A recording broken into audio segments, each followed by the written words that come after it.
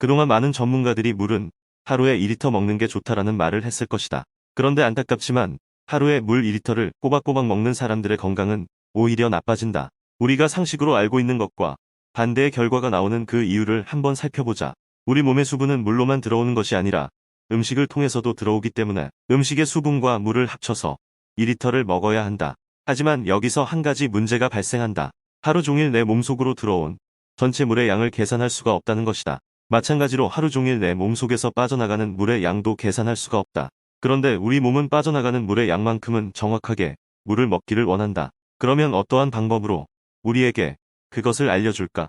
바로 소변의 색깔로 판단하면 된다. 만약 여러분들이 화장실을 갔고 소변 색깔이 엄청 노랗게 짙은 색깔이라고 하자. 그러면 어떻게 해야 할까? 바로 몸에서 물이 부족하니 물 좀 먹어달라고 신호를 보낸 것이다.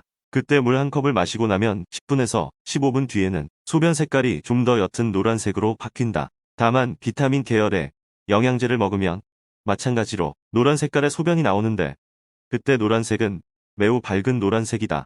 하지만 물이 부족해서 나오는 노란색은 누렇고 어두운 노란색이어서 금방 알 수 있다. 그렇다면 물을 너무 많이 먹은 사람은 어떻게 될까? 물을 과다하게 많이 먹은 경우에 심장마비로 사망하는 케이스가 매우 많다. 그 이후로는 우리의 혈액 속에는 나트륨과 칼륨이라는 두 개의 미네랄이 있는데 이 두 개의 미네랄은 전기를 발생시킨다. 하지만 갑자기 물이 많이 들어오면 전기 발생량이 작아지면서 힘이 없어지거나 머리가 아플 수 있다.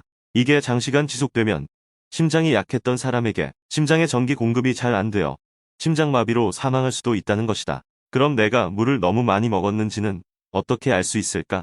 소변 색깔에서 노란색이 사라지고 투명한 색깔이 되면 내가 먹은 물의 양이 많은 것이다. 그럴 때는 물을 마시지 않으면 된다. 그럼 어떤 사람들은 나는 물보다 녹차를 먹는데, 나는 물보다 커피를 많이 마시는데, 나는 맥주를 더 많이 마시는데 등등 다양한 이야기가 나온다.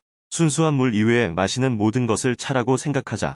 차는 차를 마시듯이 물은 물을 마시듯이 먹으면 전혀 문제가 생기지 않는다. 하지만 현대인들은 차는 물처럼 벌컥벌컥 들이키면서 물은 차를 마시듯이 홀짝홀짝 마신다.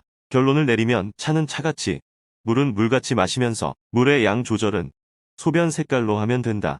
이러한 습관을 어릴 때부터 들여야 하며 그 물 한 잔의 습관이 그 사람의 인생을 바꿀 수도 있다.